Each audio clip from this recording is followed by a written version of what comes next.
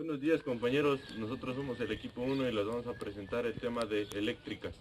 Mi equipo está conformado por Giselle, Manuel García, Jesús Arturo, José Ramiro, Diego Barrera y Guadalupe Chávez. Ohm descubrió al principio del siglo XIX que la corriente a través de un metal era directamente proporcionada al voltaje o diferencia del potencial eléctrico por el metal. De Ohm condujo a la idea de la resistencia en los circuitos. La ley de Ohm tiene tres ecuaciones, las cuales nos permite encontrar voltaje, corriente y resistencia. La primera es voltaje, que es voltaje es igual corriente por resistencia. La segunda, que es corriente es igual a voltaje entre resistencia. Y la tercera, resistencia es igual al voltaje entre corriente. Conductores óhmicos. Los conductores óhmicos son aquellos que sí cumplen con la ley de Ohm. Un ejemplo son los conductores metálicos. También están los conductores no óhmicos. Son aquellos que no siguen la ley de Ohm. Algunos ejemplos de ellos son ciertos componentes de aparatos electrónicos como computadoras, teléfonos y celulares. Bueno, ¿qué es la conductividad eléctrica? La conductividad eléctrica es la capacidad de la materia para permitir el flujo de la corriente eléctrica a través de sus partículas. Dicha capacidad depende directamente de la estructura atómica del material, así como de otros factores físicos, como la temperatura a la que se encuentre o el estado de la materia en el que esté, ya sea líquido, sólido o gaseoso. Lo contrario a la resistividad, es decir, la resistencia al paso de la electricidad de los materiales. Hay entonces buenos y malos conductores eléctricos, en medida que sean más o menos resistentes. Varía dependiendo del estado en que se encuentre la materia. En los medios líquidos, por ejemplo, dependerá de la presencia de sales. En ellos ya se forman en su interior electrolitos que responden con facilidad a un campo eléctrico. En cambio, los sólidos representan una estructura atómica mucho más cerrada y con menor movimiento. Así que la conductividad dependerá de la nube de electrones compartidos por bandas de valencia, la cual varía según la naturaleza atómica de la materia. Los materiales serán buenos conductores eléctricos y los metales, en cambio, buenos resistentes o aislantes. Los metales son en línea general excelentes conductores eléctricos. Esto se debe a que los átomos de este tipo se juntan en enlaces metálicos, para los cuales resulta indispensable sacrificar electrones de la capa externa, la capa de valencia. Estos electrones permanecen alrededor del metal como una nube, desplazándose alrededor de los núcleos estrechamente unidos, y de ellos los permiten el flujo eléctrico. La conductividad eléctrica no solo puede expresarse en función de la resistencia eléctrica y la conductancia, sino también como una función de la concentración de las especies que se mueven en un conducto eléctrico. La conductividad eléctrica es un parámetro utilizado para definir el comportamiento eléctrico de los materiales. Por ejemplo, un material conductor eléctrico se define cuando la conductividad eléctrica es superior a 10 a la 4 S sobre M, los siemes por metro, la cual es una unidad de medida internacional para describir la conductividad eléctrica. En el caso de los semiconductores, la conductividad de este intervalo debe ser de 10 a la menos 4 siemens por metro, y para los aislantes eléctricos su conductividad debe ser menor de 10 a la cuarta. Superconductividad. Esto da de que algunos materiales a muy bajas temperaturas, como lo es el plomo o el aluminio, cambian radicalmente sus propiedades eléctricas y magnéticas. En este cambio, estos pierden toda resistencia eléctrica o magnética que tienen, entonces por esto se les llaman superconductores. La superconductividad es una manifestación de un estado cuántico colectivo a escala microscópica en el que electrones se unen en una onda cuántica que se extiende por todo el material. Los superconductores son actualmente utilizados en aplicaciones como viene siendo la energía, el medio ambiente, el transporte, la nanotecnología y la salud. Los superconductores se clasifican en 4 clases dependiendo de su función. El primero es por su comportamiento físico y se divide en 2. Puede ser de tipo A, que son aquellos que sufren un cambio brusco en su conductividad, o de tipo B, que son por fases y tienen un estado mixto. La segunda es la teoría que los explica, ya sea llamados convencionales por la teoría de DC o convencionales por el caso contrario. La tercera es por su temperatura crítica, dependiendo de la alta temperatura o baja temperatura que estos pueden presentar. Y el último es por el tipo de material, estos vienen siendo por elementos puros o elementos metálicos. Aislantes y propiedades dieléctricas. Las propiedades dieléctricas es por lo general un material no metálico con una alta resistividad. Presenta una estructura sin electrones libres. Dieléctricos. Se denomina dieléctrico al material conductor de electricidad, por lo que puede ser utilizado como aislante eléctrico y además, si es sometido a un campo eléctrico externo, puede establecer un campo eléctrico interno. A diferencia de estos materiales aislantes con los que suelen confundirse, todos los materiales dieléctricos son aislantes, pero no todos los materiales aislantes son dieléctricos. Dieléctricos materiales. Algunos ejemplos de este tipo de materiales son el vidrio, la cerámica, la goma, la mica, la cera, el papel, la madera seca, la porcelana, entre algunos otros.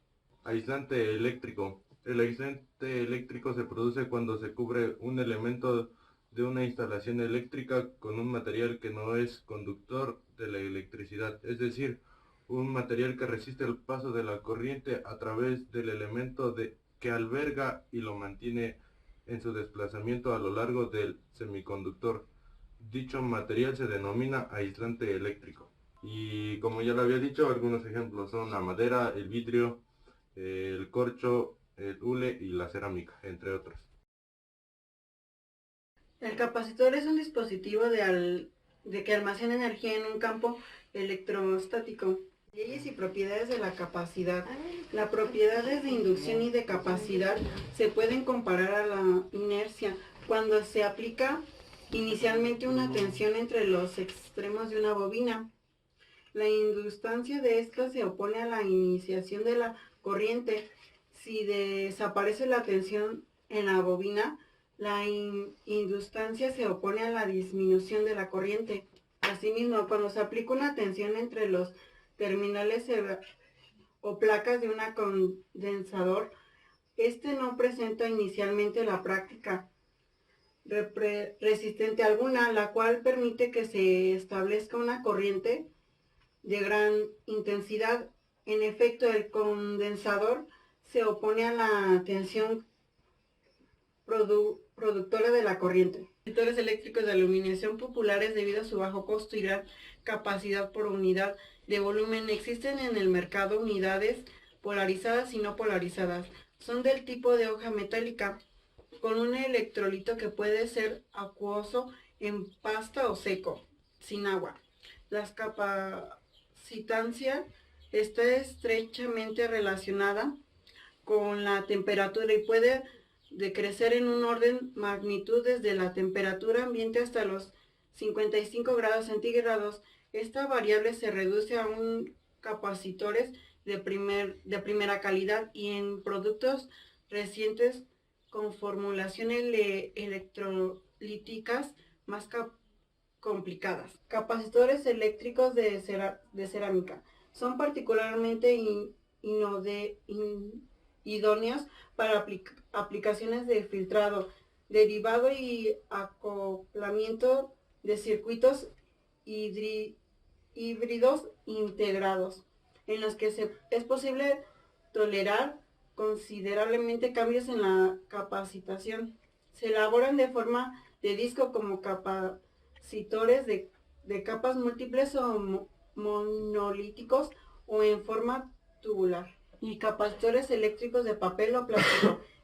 El papel o plástico y las combinaciones de ambos se utilizan en gran variedad de aplicaciones como filtrado, acoplamiento, derivación, cronometraje y suspensión de ruido.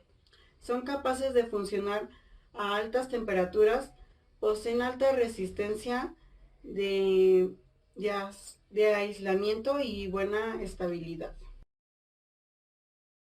la piezoelectricidad. La piezoelectricidad se define como la capacidad que tienen algunos cristales para generar energía eléctrica al ser sometidos a tensiones mecánicas.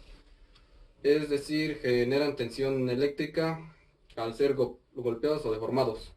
Algún ejemplo claro sobre la piezoelectricidad es que funcionan como por ejemplo los mecheros eléctricos que sirven para encender las cocinas de gas, los tweeters o las guitarras eléctricas.